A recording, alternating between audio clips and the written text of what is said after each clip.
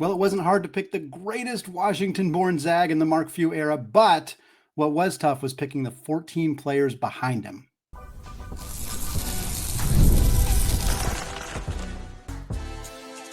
You are Locked On Zags, your daily podcast on the Gonzaga Bulldogs. Part of the Locked On Podcast Network, your team every day. What is going on, y'all? Happy Wednesday, and welcome into the Locked On Zags podcast, part of the Locked On Podcast Network, your team every day. I'm your host and longtime Gonzaga podcaster, Andy Patton, here to bring you news and updates on all things Zag athletics.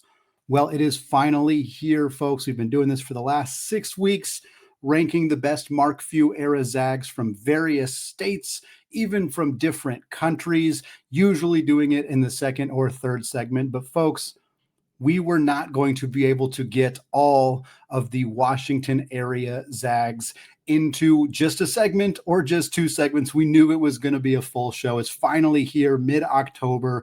We're talking about the best players in the Mark Few era who were born in the state of Washington. We've got 15 players that we're going to talk about on today's show. Incidentally, not intentionally, it is 10 players from the west side of the state and 5 players from the east side of the state, but I wanted to mix them all together to give you the 15 greatest Zags from this great state. We do have some honorable mentions at the end of the show. Again, this is the 13th in this series that we have been doing for the last 6 weeks or so. We've covered Oregon, Colorado, Minnesota, Idaho, Illinois, California, Texas, Nevada, Virginia, and then Canada, France, and Eastern Europe, which encapsulated a handful of different countries. We still got a few more of these that we're going to try to do over the next couple of weeks alongside our player preview series. And of course, getting you up to date with any news coming out, recruiting news, or of course the upcoming scrimmages for Gonzaga as well. But had an opportunity, figured let's talk about these Washington area Zags. Obviously, this list will change very regularly pretty much every year, because Gonzaga always has at least a couple of Washington area Zags on the roster currently. That is Davis Fogel, Braden Smith, Steele Venters, and Cade Ness. None of them are on Gonzaga's roster, or none of them are on this list right now because none of them have actually played a game for Gonzaga at this point. Obviously, Steele and Braden Smith probably have the most likely chance of climbing onto this list in the short term. Fogel is certainly somebody who could end up on this list in the long term as well. Gonzaga has some recruiting targets in the state of Washington as well. Jalen Davis is a 2027 recruit, top 20 player in that class, who Gonzaga has made an offer to. They also had interest in Ethan Harris from Camas, Washington, although he has committed to Iowa. All right, let's get right into it. I said it in the cold open. There's not a surprise here. There's not a mystery about who is number one. Everything after number one was a bit more difficult to analyze and to determine the correct order for. But number one is the most iconic player in Gonzaga basketball history, and that is, of course, the stash ammo. Adam Morrison spent 3 years at Gonzaga from 03 to 06, and he's the only player in Gonzaga history to win the Wooden Award. He led the country in scoring at 28.1 points per game. He was a co-winner of the Wooden Award, we should say, alongside J.J. Redick. So half a Wooden Award, I guess. I'm giving him the full thing. He earned it. It was incredible that year. He was, of course, a consensus All-American. He was the WCC Player of the Year. He was a 2-time WCC Tournament MVP. He was a 2-time All-WCC team, on the WCC All-Freshman team, the most iconic player in Gonzaga basketball history. With apologies to Drew Timme, who is probably a close second and the first player to truly challenge Adam Morrison at the top of that list. With apologies to players who came before Morrison, like Dan Dickau, who was very, very well known in his era. We're going to talk about him very shortly, mind you, but Adam Morrison is the face of Gonzaga basketball. That's not Mark Few himself. He's the single season record holder for Gonzaga in points, free throws, and free throw attempts. He is 4th in Gonzaga history in total points scored, having only spent 3 years at Gonzaga. That is incredible to be 4th all-time in points. He's also 4th in points per game, 4th in field goals made, 9th in free throws made. He is the player that cemented Gonzaga's spot on the map. He did not put them on the map, but he cemented their spot on the map. And to this day, 20 years later, as this season will be the 20th anniversary of Adam Morrison's Wooden Award year. You will still see signs in the opponent's crowds of Adam Morrison crying. If that doesn't show you a picture of how iconic and synonymous Adam Morrison is with Gonzaga basketball, I don't know what will. It's also worth noting, since we're going to talk about another player in the similar vein in a second, Morrison's still involved with Gonzaga basketball. He is on the radio calls, has been for a while now. Very cool to still get his thoughts on Gonzaga basketball on the radio calls, as well as on the Perimeter podcast, which comes out annually during the basketball season. Number two, another player who played a while ago, who is still very involved with the program. We already mentioned him. That's Dan Dickau. And again, I said it was tough to pick everybody after Adam Morrison. It wasn't actually that hard to pick Dan Dickau to be number two. I think there's some players who are close to Dan who are just behind him, whereas there was a pretty big gap for Morrison, but Dan was pretty clearly the number two pick here. From Vancouver, Washington, should say. Adam is from Spokane, Washington. Dan spent 2 years at Gonzaga, 2000, 2001, and 2001, 2002, after transferring from the University of Washington. Started 56 games at Gonzaga, scored 20 points per game across 2 seasons, which is incredible for him. 5 assists, 3 rebounds, was a consensus All-American in 2002, was also the WCC Player of the Year, was twice named to the All-WCC team, was also twice the WCC Tournament MVP. Again, that's both years that he was at Gonzaga. He won the tournament MVP. Single season Zag record for threes made was set by Dan in that 01-02 season, made 117 threes that season, shot him at a 45.5% clip, just elite levels of outside shooting in an era where that was far less common. This was a decade before Steph Curry even burst onto the scene in college, really. Like a decade later, Steph was a second-year player in the NBA. That is how rare it was that Dan was banging threes at that high of a clip and at that high of a volume when he was at Gonzaga. The first Mark Few All-American, the first player selected in the NBA draft out of Gonzaga in the Mark Few era. Dan is an icon in Gonzaga basketball, and again, still around the program, just called craziness in the kennel, has been a broadcaster for a while, has been involved in the program in a variety of different ways, is teaching a class at Gonzaga right now, which is very, very cool, and has also been podcasting about the team for a while as well.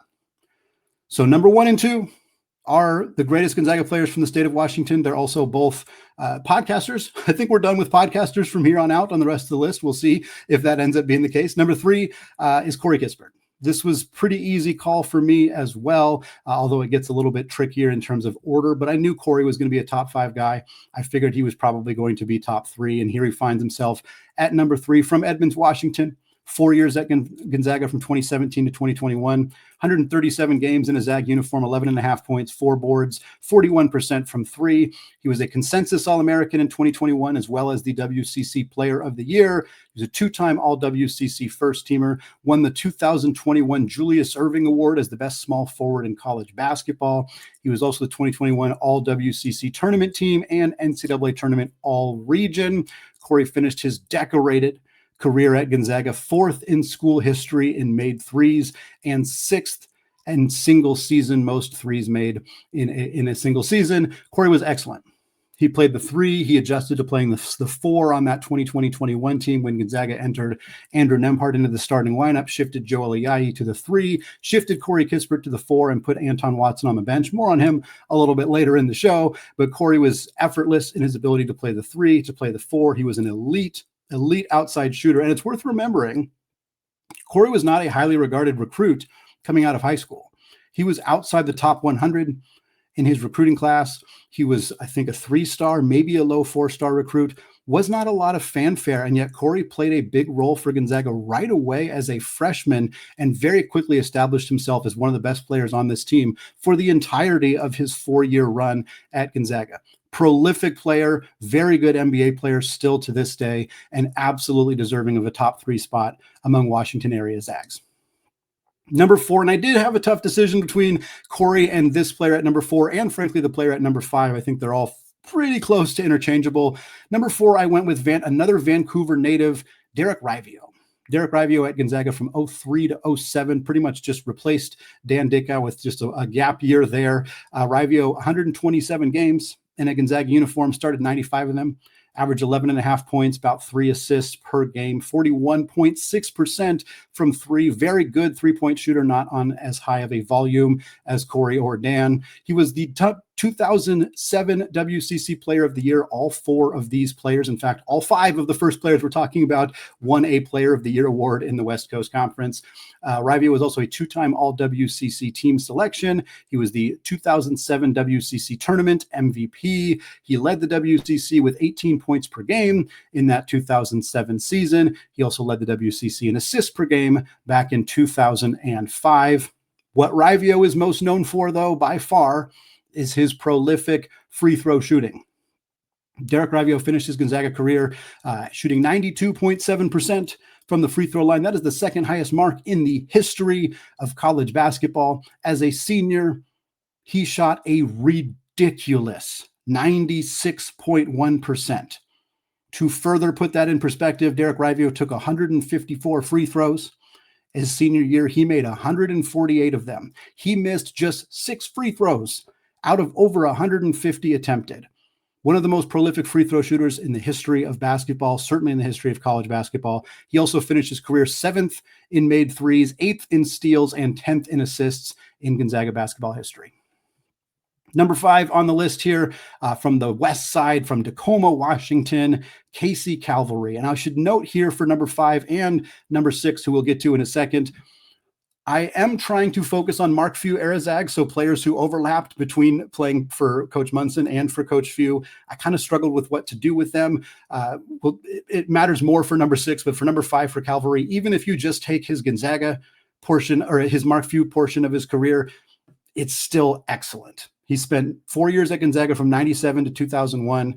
Again, only those last 2 years under Coach Few, but in those 2 years, started 65 out of 66 games, averaged 16 points, 6.5 boards, 1.5 blocks per game. He was the 2001 WCC Player of the Year. He was twice named WCC First Team, twice named WCC All-Tournament Team, twice named NCAA All-Region Team, and he was the 2000 WCC Tournament MVP. Casey Calvary is the program leader in blocks. Yes, obviously some of those came before Mark Few was the head coach, but still the program's all-time leader in block shots. He also was the architect of all of this, The runner was not taken by Casey Calvary, and while it's called the runner, it is because of the tip in from Calvary. He tipped that shot in, gave Gonzaga the lead against Florida, came back, played good defense on the other end. Florida misses the shot. The slipper still fits. Here we are. I have a job talking about Gonzaga basketball because of Casey Calvary. Certainly it is also because of Mark Few and et cetera, et cetera, et cetera. But if Calvary doesn't make that shot, there's a pretty darn good chance that I am not sitting here talking to you today. It's not why I have him at number 5. It's part of why I have him at number 5 on this list, though. He is entirely deserving. Of all of the Gonzaga players who didn't get a look in the NBA, I think Calvary is the most egregious to me. I just can't imagine that he couldn't have been a productive player in the NBA had he gotten that look at the time. Well, we got 5 more players to talk about, including a pair of very recent Zags, some versatile wings. They're rounding out our next group of Washington-era Zags. All that coming up here in just a second. But first, folks, Mazda crafts cars for those who do more than simply move. Mazda delivers confidence with every ride with more IIHS top safety pick awards than anyone else. From footwork to breathwork, athletes sweat all the details. And Mazda brings that same intention to how they craft every make and model. You can feel that incredible Japanese craftsmanship in every detail, from the metallic accents to available Nappa leather upholstery. And with all-wheel drive standard in every crossover SUV, you can drive with confidence through almost any season. Because with Mazda, everyday drives feel like anything but, from smooth handling to intuitive controls. Like our players, Mazda sweats every detail. Because when you make every move count, impossible becomes irrelevant. Mazda. Move and be moved. Today's episode is also brought to you by Peloton. Peloton is shaping the future of fitness with their brand new Peloton Cross Training Tread Plus, which is powered by Peloton IQ. It's their most advanced equipment yet, designed to give you real-time guidance and endless ways to move, whether you're running, lifting, or cross-training with all your favorite instructors. This is training reimagined. Peloton is built for breakthroughs with tools that help you plan, stay motivated, and reach peak performance. I love how the Peloton IQ system offers real-time strength coaching. It actually tracks your reps, suggests the right weights, and corrects your form, making every rep safer and smarter. And the personalized class recommendations keep you engaged. You get workouts tailored to your vibe and energy level every single week. So let yourself run, lift, flex, and push forward. Explore the new Peloton Cross Training Tread Plus today. All right, folks, segment 2, still Andy Patton, still Locked On Zags podcast, and we're still talking about the 15 greatest Mark Few era Zags from the great state of Washington. We talked about our top 5 all-conference player of the year winners, multiple All-Americans, Adam Morrison, Dan Dickau, Corey Kispert, Derek Raivio, and Casey Calvary. Everybody outside of Morrison from the west side of the state. That trend continues with number 6, another player like Calvary, who spent part of his career playing for Dan Munson before Mark Few was the head coach. That would be Richie Fromm. Richie Fromm from Battleground, Washington, spent 4 years at Gonzaga from 96 to 2000. Technically only spent 1 year playing for Coach Few. I thought about really only using that 1 year, but it still feels like he's going to be on this list, and it felt weird to have him lower than players who, frankly, he was better than. So I wanted to have him honored with the spot here at number 6. That lone season he spent playing for Coach Few as the head coach, he averaged 17 points in 35 games, shot 40% from 3, made the All-WCC team. He led the conference in points per game, three-pointers, field goals, all in that 2000 season. He also finished his career 3rd in program history in total made threes. Again, the three-point revolution did not really hit college basketball until a full decade after this, really closer to 15 years after this. And yet Richie Fromm remains, despite having players like Kevin Pangos and players like Julian Strother and many, many other elite three-point shooters, Corey Kispert included, Richie Fromm is still 3rd in Gonzaga history in total made threes. He is twice on the top 10 list for the most made threes in a single season, 5th in 1999 and 8th in 2000. A prolific shooter, another NBA player who played for Mark Few. He was the first NBA player to play for Mark Few, I believe, as the head coach, although he was not drafted. That, of course, went to Dan Dickau. Number 7 on the list, back to the east side of the state. We're talking about a very recent Zag and a true legend of the program, the great Anton Watson. So happy to see Anton Watson on this list. Comes in at number 7, spent 5 years at Gonzaga from 2019 to 2024, played in 151 games, started 94 of them, averaged about 10 points, 5 boards, 2 assists, and 1.5 steals per game. He was an All-WCC first teamer in 2024. He was twice named to the All-WCC tournament team. And while the accolades aren't really there because Watson spent a lot of his career as kind of a role player and a do-it-all dirty glue guy type, he is all over Gonzaga's leaderboards. And I think it's a true testament. Yes, he had the 5th year. Yes, he played more games than most players get to play. And that is a reason that he is on these lists, but it is also a testament to how versatile he was and how much he was able to stuff a stat sheet, even if he wasn't necessarily a go-to scorer until his senior year. Watson is 2nd in program history in steals behind John Stockton, who, again, crazily spent 3 years at Gonzaga and is still the program's all-time leader in steals. A great defender like Watson spent 5 years at Gonzaga and did not catch him. That's an aside, but an important one. Watson also 3rd in Gonzaga history in games played, 5th in offensive rebounds, 9th in total rebounds, and 10th in block shots. He was a prolific defensive player who somehow was never named the WCC Defensive Player of the Year. I say somehow, we can blame Mitchell Saxon for that, but a tremendous player. His senior year, when he needed to step into a bigger offensive role, he did so and was tremendous. I will never forget his elite performance against UCLA in the Maui Invitational. And even that loss to Santa Clara at home, Watson had, I think, 35 points in that game and barely missed any shots. When Gonzaga needed him to be that guy, he became that guy, and it made him so much fun to watch. Next up, we got a couple more kind of versatile wing type players, and then we close out with another recent Zag here. Number 8 on the list. All of these players bunched very close together. There's not a lot of separation in my mind between 8 and really 11 on this list. Number 8 is Stephen Gray from Irondale, Washington, Bainbridge Island area. Spent 4 years at Gonzaga, 2007 to 2011, 125 games, started 98 of them, averaged 11.5 points, 3.5 boards, and about 3 assists per game. Stephen Gray was twice named to the All-WCC team. He was the 2008 WCC All-Freshman team. He also was twice named to the All-WCC tournament team as well. is currently ninth in Gonzaga history in steals per game as well. One of Steven's most notable kind of events was in the 2008 NCAA tournament when he, as a freshman, went toe-to-toe with a little point guard from Davidson named Steph Curry. I think Steph made 8 threes in that game, and Steven, again, as a freshman, made 7 threes in that game, shot 7 of 12 for 21 points in that game. Unfortunately, Gonzaga did not beat Davidson in that game. Steph went on to become Steph. Steven went on to an incredible, outstanding professional career that took him to 10 plus different countries. Was really fun to follow him. He was there when I was there. Loved Steven, loved watching his career. Happy to see him have so much success post Gonzaga playing career, and happy to see him on this list as well. Number 9, and again, I think Steven and this player were very interchangeable on this list, but I did give Steven a slight bump. But number 9 is Gary Bell from Kent, Washington. Gary spent 4 years at Gonzaga from 2011 to 2015. Again, kind of stepped in right after Steven left the program. Gary played 135 games, started 124 of them for Gonzaga, averaged about 10 points, 2.5 boards, shot 41% from 3. Gary was the 2015 WCC Defensive Player of the Year. He was also on the All-Second team that year. In 2012, he made the WCC All-Freshman team, and he is currently 10th in school history in made three-pointers. Loved Gary, loved his defensive intensity. Thought he was one of the better on-ball defenders in Gonzaga basketball history. He is currently the associate head coach at Northern Arizona. I've had a chance to talk to him a few times on the show. Always love hearing from Gary. Very excited to see him continue to grow in his coaching career.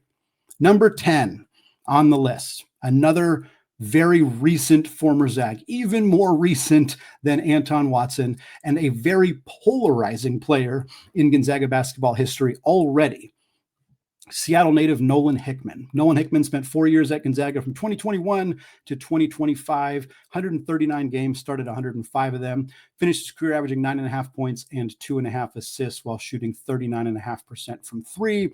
He was on the WCC first team in 2025. He was on the WCC second team in 2024 and on the WCC freshman team in 2022. Finishes his career currently 7th in minutes played, 8th in games played, and 9th in three-pointers made in Gonzaga history. What I loved about Nolan was that as his role continued to shift, he continued to adjust to it. It never felt like there was any animosity or frustration or unwillingness in an era where he could have transferred. Any year he chose to stick around. He was the team's backup point guard as a freshman. He was their starting point guard as a sophomore. It didn't go very well, and that a lot of that is on Nolan. He did not adjust to that role all that well. But then when asked to play off the ball, instead of pouting, instead of transferring, he adjusted. He played off the ball alongside Ryan Nembhard and had the 2 best seasons of his career. That, combined with the fact that he was always dancing with the kennel and just seemed like the kind of kid who loved being a Zag, makes him an iconic player in this program's history. He may not pop off the page 15 years from now. He may not be the most remembered player in Gonzaga history, but he absolutely, as of now, belongs among the 10 best Washington-era Zags to play for Coach Mark Few. Who's left? We got 5 more players to talk about, plus some honorable mentions. We're going to have some disagreement here. I'm excited to hear your thoughts. Leave them in the comments. But for right now, we're going to get into who those 5 remaining players are coming up in just a second.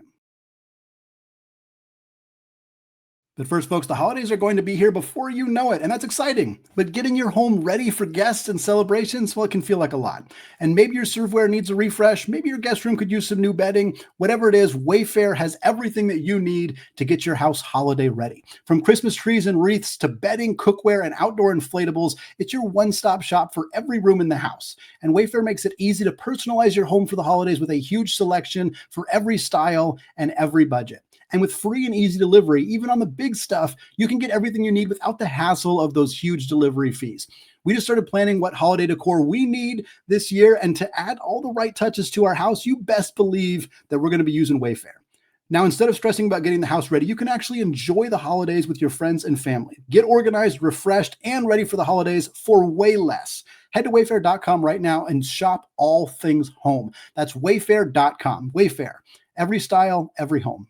Folks, when the opening whistle blows on a new repair, get your crew moving forward with Supply House. Order today and see parts on your doorstep tomorrow. Over 280,000 plumbing, HVAC, and electrical items from the most trusted brands in the business. Their real-time inventory and honest lead times keep you from punting projects, while their industry-leading customer service always has your blind side covered.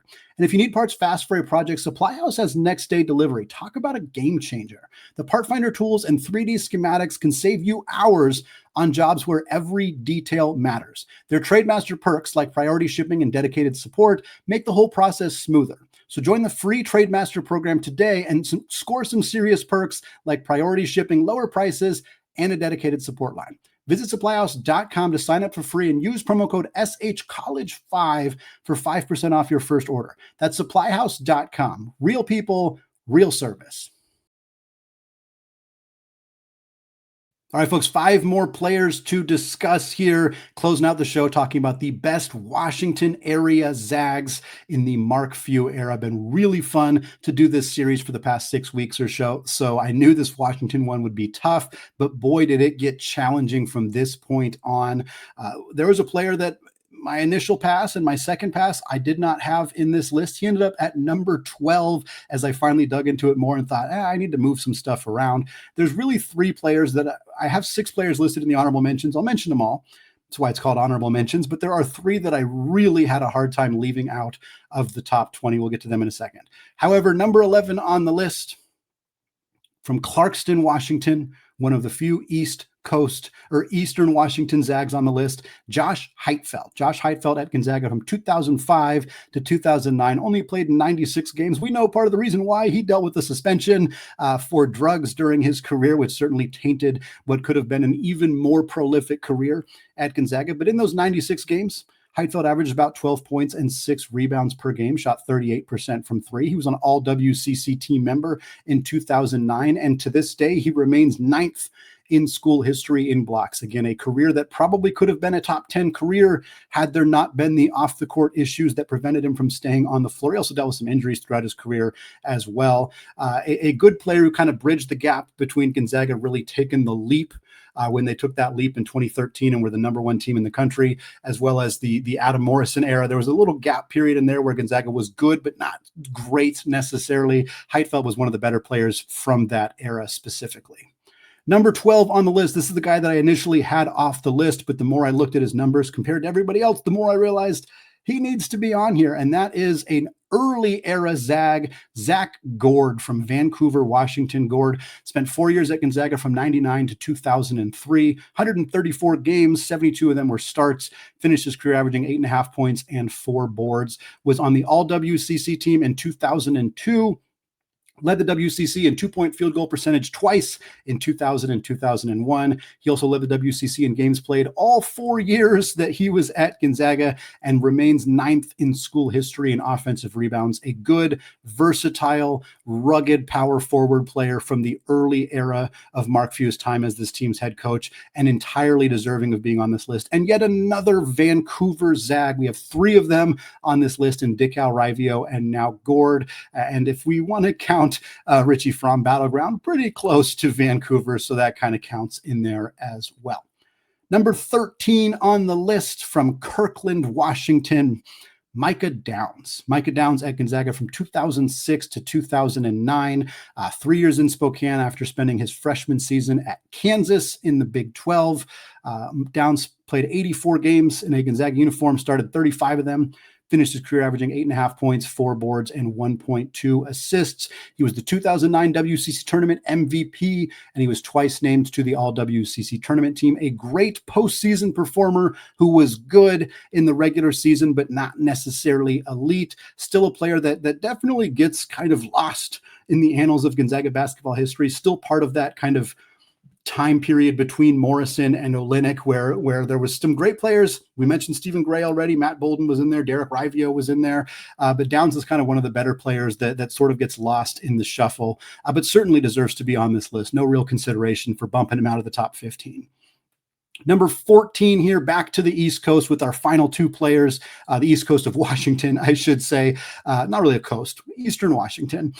Sean Mallon. Sean Mallon comes in at number 14 on the list here. Spent 4 years at Gonzaga from 03 to 07, 129 games, started 76 of them, averaged 7 points, 4 boards, was on the WCC all-freshman team in 2004. A good quality 4-year big man for Gonzaga. Not an elite scorer, not an elite rebounder, just a good solid big in an era where Gonzaga wasn't able to recruit super high level players to be in that front court. Mallon coming from Spokane, stepping into a role for Gonzaga and playing a significant part of this team for 4 straight years, more than deserves a spot on this list, even if he found himself quite near the bottom.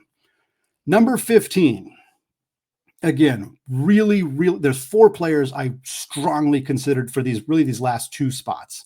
And I ultimately went with one of the best, if not the best, role player in Gonzaga basketball history from Brewster, Washington, David Pendergraft. Spent 4 years at Gonzaga from 2004 to 2008, 131 games, only started 36 of them though, finished his career averaging 5.5 points, 4 boards, shot 53% from the field. He was on the All-WCC team in 2008. He was on the All-WCC tournament team in 2007 and on the WCC All-Freshman team in 2005. He was a very good role player, a rugged player, good rebounder, kind of did all the dirty work. Just a really fun, memorable Gonzaga player. When Mike Hart came onto the scene about 5 years later than Pendergraft, or really just 1 year later than Pendergraft's final year, when Mike Hart kind of became that glue guy role player type, a lot of people compared him to Pendergraft, and still to this day when you talk about great Gonzaga role players, Pendergraft's name always comes up, and for good reason. So he gets the final spot. Some of you are probably thinking some names at me, hopefully not some offensive names, but thinking of some Gonzaga names that I did not mention. Hopefully I'll get them here in the honorable mentions. The 3 other players that were really close to making this list would be Errol Knight, who was the 2005 WCC Defensive Player of the Year from Seattle, Washington. Mark Spink from Bellingham, who was the 2001 WCC Defensive Player of the Year. And David Stockton from Spokane, of course, the son of legend John Stockton. David Stockton was on the 2014 All-WCC tournament team and is one of the most prolific passers and has some of the highest steal numbers in Gonzaga basketball history. Those were the 3 kind of tier 1 honorable mentions. The tier 2 honorable mentions would be Kyle Bankhead, another great role player from Walla Walla, Washington, now an assistant head coach at San Francisco. Michael Ajayi only spent 1 year at Gonzaga. Certainly we hoped for more from Michael Ajayi in his lone season in a Gonzaga uniform. He is from Kent, Washington. And then shout out Will Foster from Bonnie Lake, Washington. Will Foster, 4 years at Gonzaga, was really just there because he was 7.5 feet tall, but didn't really do a whole lot on the floor. I loved Will. I loved watching Will play. Never really had a chance of sniffing this actual list, despite being somebody who should have been big enough to be an impactful player at Gonzaga. So again, that's 10 from Western Washington, 5 from Eastern Washington. I didn't want to break it up that way during the show because I thought it made more sense to compare everybody, but I will tell you what the breakdown looks like here. The 10 best Zags from Western Washington in order are Dan Dickau, Corey Kispert, Derek Raivio, Casey Calvary, Richie Fromm, Stephen Gray, Gary Bell, Nolan Hickman, Zach Gord, and Micah Downs, with the honorable mentions being Knight, Spink, Ajayi, and Foster. And then the 5 best Eastern Washington area Zags in the Mark Few era are, of course, Adam Morrison. Number 2 is Anton Watson, followed by Josh Heitfeld, Sean Mallon, and David Pendergraft, with the honorable mentions there being David Stockton and Kyle Bankhead. And again, maybe this list will change in a couple of years with Steele Venters, or with Braden Smith, or with Davis Fogel, or maybe even longer with Jalen Davis or somebody else coming into this program. But for right now, this was a very fun explorative look at the 15 greatest Zags in the Mark Few era from the state of Washington. It's going to wrap it up for me today, folks, here on the Locked On Zags podcast. Thank you so much to those of you who have made this show your first listen or your first watch of the day. We'll be back with another player preview episode on Thursday, and then on Friday, we're getting you ready for the exhibition opener, October 19th, against Northwest University in Kirkland, the home of Micah Downs. We're going to talk about that exhibition game on Friday's show, so get ready for that. Thanks again, folks. Have a fantastic rest of your day, and of course, as always, go Zags.